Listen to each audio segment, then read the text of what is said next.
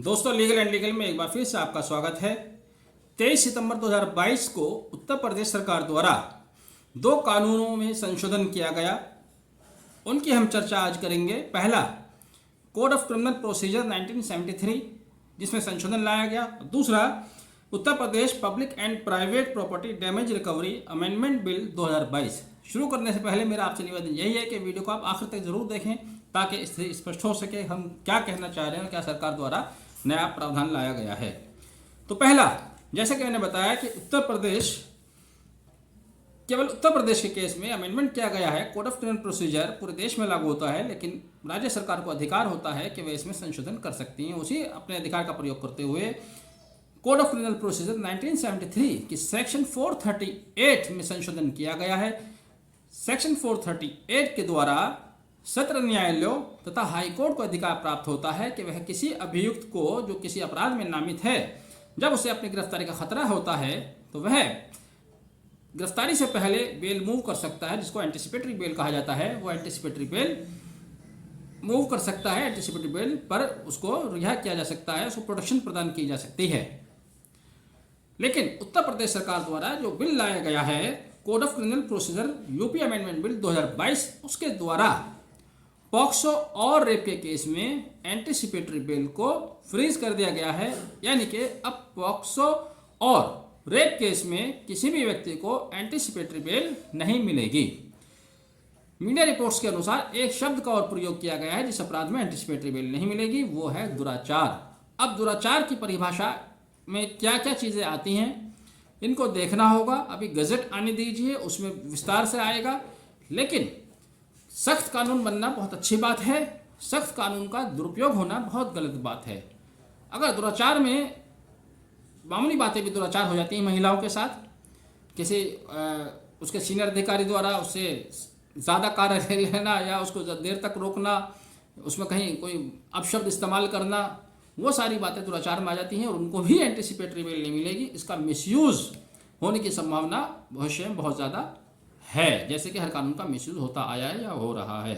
दूसरी चर्चा करते हैं। दूसरा जो संशोधन किया गया है, वो संशोधन किया गया है Uttar Pradesh public and private property damage recovery amendment bill 2022, जो कि 2020 का कानून है। इस कानून में संशोधन करके 2 मुख्य संशोधन किए गए। एक तो रिकवरी की अवधि 3 माह से बढ़ाकर 3 साल कर दी गई है। पहले रिकवरी की अवधि 3 माह थी, क्लेम की अवधि 3 माह थी। यानी कि यदि किसी प्रॉपर्टी का कोई डैमेज हुआ है तो वह, चाहे वह पब्लिक प्रॉपर्टी है प्राइवेट प्रॉपर्टी, 3 माह के अंदर अंदर क्लेम फाइल कर सकता था। लेकिन अब इस अवधि को बढ़ाकर 3 साल से 3 साल कर दिया गया है। साथ ही इसी कानून में Uttar Pradesh public and private property damage recovery act 2020 में संशोधन करके सरकार द्वारा कहा गया है कि क्लेम ट्रिब्यूनल स्थापित किए जाएंगे। अब ये क्लेम ट्रिब्यूनल क्या करेंगे? क्लेम ट्रिब्यूनल खास तौर से जो मुख्य बात बताई गई है, क्लेम ट्रिब्यूनल दंगों में मृत किसी व्यक्ति को 5 लाख तक का कंपनसेशन दे सकते हैं। और ये कंपनसेशन 5 लाख रुपया उन लोगों से वसूल किया जाएगा जो दंगों में लिप्त थे या जिनके द्वारा विरोध प्रदर्शन या कोई आयोजन किया गया था जहां पर इस तरह की घटनाएं घटी। इसके अलावा यह भी कहा गया है, इस बिल में संशोधन द्वारा यह भी प्रावधान लाया गया है कि दंगों में या विरोध प्रदर्शन में यदि पुलिस कार्रवाई की जाती है, उस पुलिस कार्रवाई का खर्चा भी उन लोगों से लिया जाएगा जो उस आयोजन में संलिप्त थे, दंगे में संलिप्त थे, या जिन्होंने उस आयोजन को या उस भीड़ को इकट्ठा किया था। उन लोगों से पुलिस कार्रवाई का खर्चा भी लिया जाएगा। पब्लिक या प्राइवेट प्रॉपर्टी डैमेज होती है तो वह भी खर्चा वही लोग देंगे। जब ये बिल पेश किए गए उस समय विधानसभा में सपा और आरएलडी द्वारा भारी विरोध किया गया।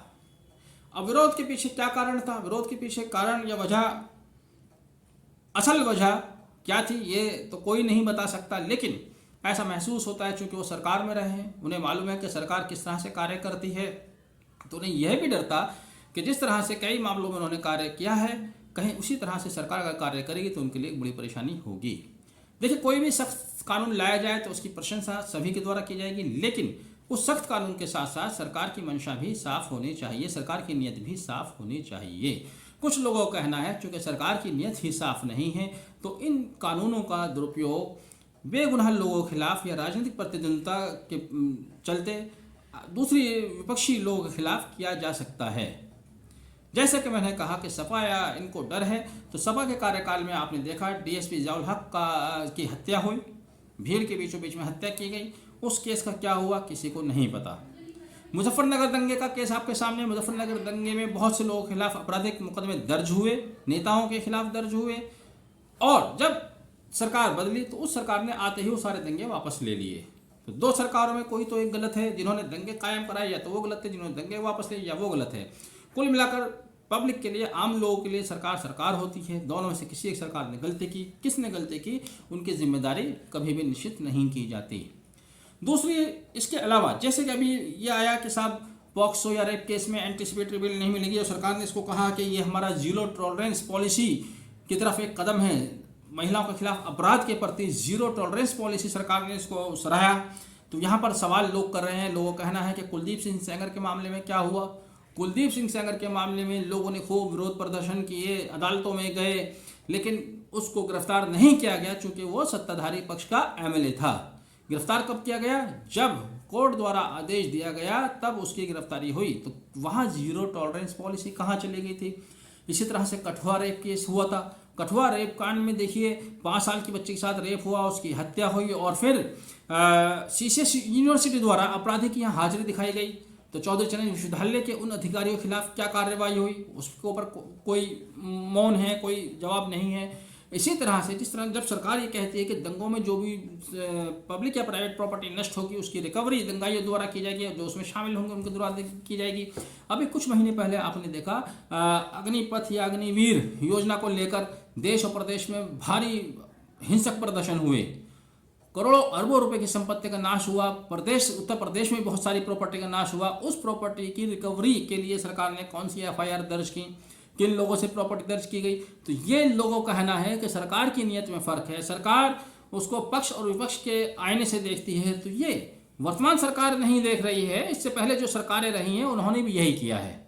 भाई जैसा विपक्ष में लोग बैठे हुए शोर मचा रहे हैं, जैसा आपने किया अब दूसरे लोग कर रहे हैं, मचाते रहिए शोर। ये दुर्भाग्य है। खैर, जब से देश आज़ाद हुआ है किसी भी सरकार की नीयत कानून को लागू करने के लिए, कानून व्यवस्था के लिए, लोगों के हित के लिए पाक साफ नहीं रही। चाहे वो कांग्रेस की सरकार रही, किसी की भी सरकार रही, सपा बसपा बहुत सारी सरकारें आई, हर सरकार में अपराध उसी गति से बढ़ता गया, घटा नहीं, चूँकि सरकारों की मंशा साफ नहीं थी। बहरहाल हम उम्मीदें करते हैं कि यहाँ सरकार की नीयत साफ होनी चाहिए, कानून जो बनते हैं उनका सख्ती से पालन होना चाहिए और बिना भेदभाव किए वो सभी पर लागू होना चाहिए। हालांकि यहाँ प्रदेश सरकार की तारीफ करनी होगी।